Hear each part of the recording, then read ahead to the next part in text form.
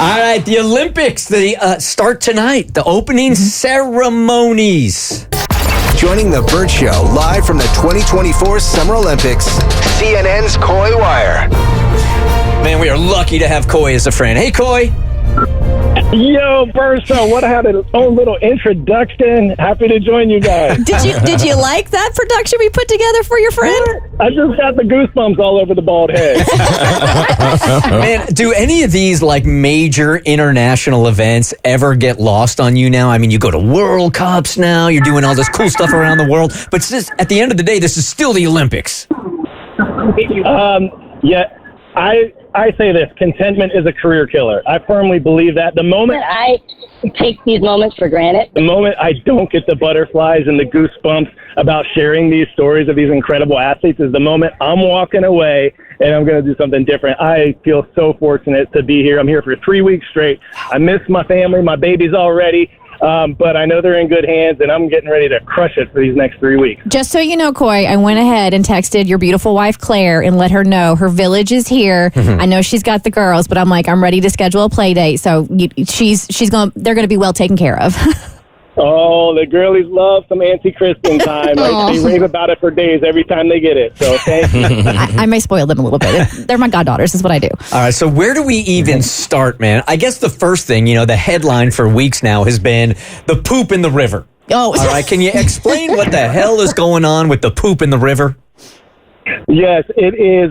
E. coli is a serious concern for officials and organizers. Now, the athletes, they're not so concerned about that. The athletes who are going to be swimming in there at some of the open water events, they're more concerned about the current. I stood alongside the river yesterday, and that thing is moving. So they're testing the levels every day. They're being very transparent about the E. coli levels, bacteria levels in that water. If they do, reach a high that is not safe for the athletes, rain could cause that. It's supposed to rain today during opening ceremony, potentially.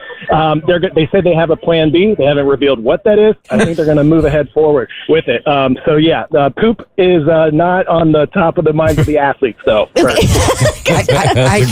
mean, but when you think about this, and especially because they haven't told us what plan B is yet, here you are training your entire life for an event, and the possibility of you being in Paris and getting all psyched and ready, and then having it canceled because the water levels of E. coli are so high, that must be a little bit terrifying for these guys and women. Yes. I mean, I think we have to remember, this is the pinnacle of careers for most of these athletes. Most of them will never make it back. They've sacrificed their jobs. They're scraping by, working side hustles for next to nothing. They sacrifice family life for this one shot to make it all worth it. And so, yes, whether it's poop in a river, or whether it is these crazy threats. I don't know if you've seen today the train system sabotaged here in France earlier this morning. The French officials saying that high-speed train lines were targeted by multiple malicious acts, including arson. It's being described as a coordinated sabotage to disrupt travel. A potential 800,000 travelers impacted. So I was thinking about this. I just left Atlanta airport where people were stranded, and now I plopped down and having deja vu in Paris with news about these trains and people stranded. They can't get to work. They can't get to the game. So authorities don't yet know who's responsible for the attacks, but they say the opening ceremony will go on. More than 300,000 spectators are expected to attend that in just a few hours along the River Seine. Now, Mo, we were talking, or Mo, sorry. Yes? You were on my top of mind. Oh, okay. Coy, we were talking about the Olympic Village and Abby's entertainment buzz earlier, and she had some questions when it came to nutrition in the food.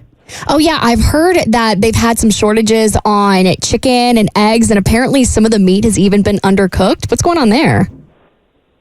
Well, there was some reports of egg shortage, and they were having to ration out some of the eggs. And as you can imagine, that's like a go-to for many of these highly trained athletes as their protein source.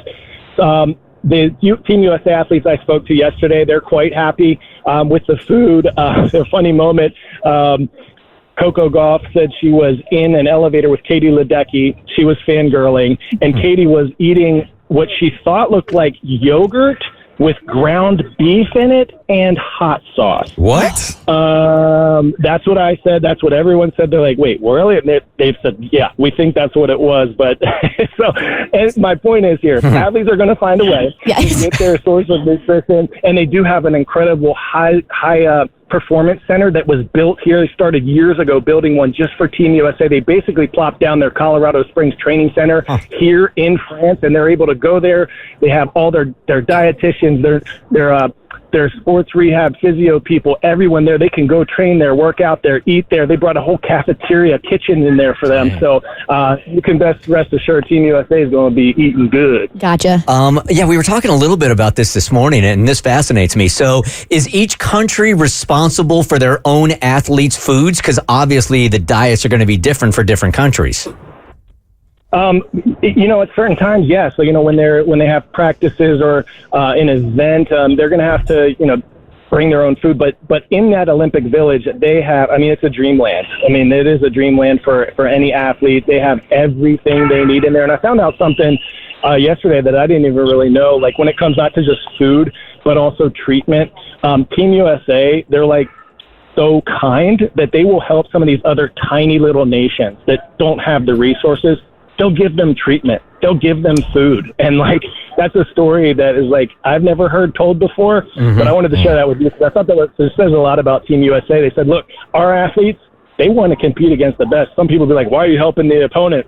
No, they want other athletes to be at their best when we go toe-to-toe because we want to win it and feel good about when we do. Now, that's America right there, okay? That's what I'm talking about. I'm surprised the competitive spirit in you isn't like, hide the food from the other countries. That's what I was expecting. Right? For him, I was. I'm guessing they're not helping the countries that are in, potentially getting a silver and a bronze. Okay. Right? It's like Sudan.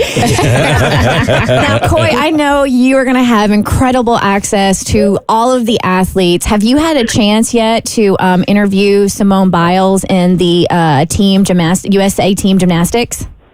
The high-flying Simone Biles and her entire new Fab Five are on complete lockdown to anyone and everyone until after they compete. Really? I remember when I covered them at the last Summer Olympics in Tokyo, they didn't stay in the Olympic Village. They had their own hotel, kind of like the NBA players do. They are creme de la creme here in every Olympics. Really one of the crown jewels, the gymnasts. One cool thing about the gymnastics team, of course, we had that great storyline with Simone Biles. She had the twisties. She had that kind of mental block where she kind of felt disoriented in the last Tokyo Games, but now this is her comeback tour. She's still doing tricks that no one else has ever even tried before. She's looking like she's going to come back full steam. She's become a champion for mental health along the way. 4 out of the 5 women competing on Team USA gymnastics team are women of color. It's the most diverse women's team we've ever had. It's just really cool to see what Dominique Dahl, Gabby Douglas and Simone Biles now are creating this movement of hey, see it to believe it. If she can do it, I can do it too. So it's a really cool thing that we're going to see when we watch those gymnasts perform when you think about the doors they've opened. Coy, I'm curious, having the opportunity to be around these athletes who are the best in the world at what they do, are there any similarities that you take from them, whether mentally or in their routines, to where you can point out, that's how they maintain this level of success? Oh, my gosh. Mo, it's a great question. And you as a former D1 athlete, you're always looking for that edge. And I just personally get inspired with, I know how focused they have to be able to do what they do. I know what they have to sacrifice. And it just reminds me, look, that's what I had to do when I played in the NFL, and that's what I have to do now in journalism. There's so many things I could be doing here in Paris. I could be running around doing so many fun things, but my work is my fun. It's a grind time. just being around that commitment, that dedication to strive to be your best, set yourself up for success. That's what I take from them. Now, the fun I did have, can I just say, the past 3 nights, 3 dinners, I've had steak frites. Hey. You're in Paris, baby. Take advantage of it. Coy, another aspect of this that I never really thought about before until I became a parent myself is what the parents are going through watching these kids try to achieve their dreams. And a lot of these parents sacrifice to help their kids get to where they are. Are you interviewing any of the parents along the way? Have not yet, but it is always part of our plan. You know, when after a gold medal is won and you see those tears coming running over to the stands, hugging the family, they're definitely in my radar to try to go over and get a soundbite from someone from their family, because that's what it's all about. I mean, they're not out there competing for themselves. They're competing for the family who sacrificed right along with them all those years to give them these opportunities. And so, yeah, that's a really great point, Kristen. And the great thing about these Olympics, unlike the previous two, where there have been no fans because of COVID in Beijing and in Tokyo, their families can be here and be there to share these incredible moments with them. Super cool. Coy Wire joining us from CNN. He does all the sports at CNN. What are the inspirational personal stories from some of these athletes? Instead of just watching this weekend and watching, 12 swimmers, what are some of the personal stories that you have attached to that you think are pretty fascinating? Well, there's, we do have breaking news these entire games, as in breakdancing, y'all. Breakdancing in the Olympics. And Team USA has an incredible story when you talk about, Mo, that perseverance and that dedication and commitment. Sunny Choi fell in love with gymnastics when she was just 3 years old. Olympic dreams, wanted to be, the next Dominique Dawes, right? Went to University of Penn Gymnastics, tore her ACL her freshman year, had to quit the sport. But years later, she found another way. She's now 35 years old, won silver in breaking at Worlds in 2022. She's going to be up there popping and locking with all these young parents. Hey, I've interviewed her. She is a bundle of joy and energy, huge smile on her face at all times. So definitely check out breaking and be rooting for Sunny Choi. Are you a traditionalist when it comes to the Olympics? Like when you hear breakdancing, are you like, come on, this is the Olympics, this is Greece, this is the Olympics? Or are you like, the more the merrier? Yeah. I'm like the more the merrier, because Bert, I know that this is like temporary. So like this will be the only time breaking is in the Olympics. Surfing and some of these other sports have limited runs, and they're just doing it to get some of the younger generations who have these things now that they think are really cool. And like when we were youngsters way back in the day, they do want the IOC, the International Olympic Committee, they do want to engage a younger audience and tap into what their interests are to get them locked in. But of course, they're still then going to be introduced to all the traditional sports and games and competitions that we love. Coy, speak to this for just 1 second, and it's more of an observation than it is a question. And I was telling these guys, what excites me a lot about watching the Olympics is, you've got these athletes that have been competing and training since 5 and 6 years old, getting up at 3:30, 4:30 in the morning. Then you've got the nutrition and the science and the mental health that all has to come together in one precious moment for you to be the best in the world. It's so much more than just competing for 60 seconds. It's the highest level of pressure you could possibly imagine, because you train for 4 years, if not, as you mentioned, an entire lifetime for potentially just this one moment. And as we saw in the Olympic trials, a middle distance runner for Team USA, Thing Mo, she is a defending Olympic gold medalist in the middle distance, and she just got bumped and tripped and fell at the trials and didn't even get to come back to try to defend her title. And that's an example right there of, like, it doesn't matter who you are. If you're Simone Biles, if you're Caleb Dressel or Katie Ledecky, you can do everything right. But if you just wake up out of bed the wrong side that morning, it could be the difference of a millisecond between a gold, silver, bronze, or just happy to be here. How do you focus? I mean, as a guy that used to be a professional athlete and you're playing in these big games, Coy, how do you calm that down? You're talking about milliseconds here. Yeah, I think, the mind is everything. What we think, we become. And so as an elite athlete, you are so cognizant of everything you're allowing to go in through your eyeballs, everything you're allowing to come in through your ear holes, everything you're eating.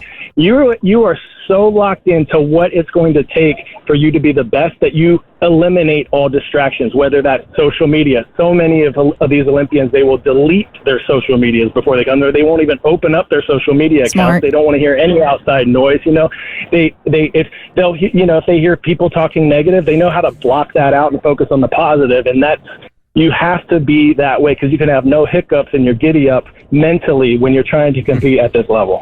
So, Coy, I heard you mention Caleb Dressel, who is a swimmer for Team USA. Since both of us are hard-hitting journalists, earlier in the show, I did a Olympic hot guy lineup of the hottest men to look out for Team USA. So if you need me to send that to you so you can pitch that to CNN as a potential story, just let me know. Ooh. Where is Bart Mattingly on that list? Yeah. You're trying to lose all credibility on CNN. That's the way to go.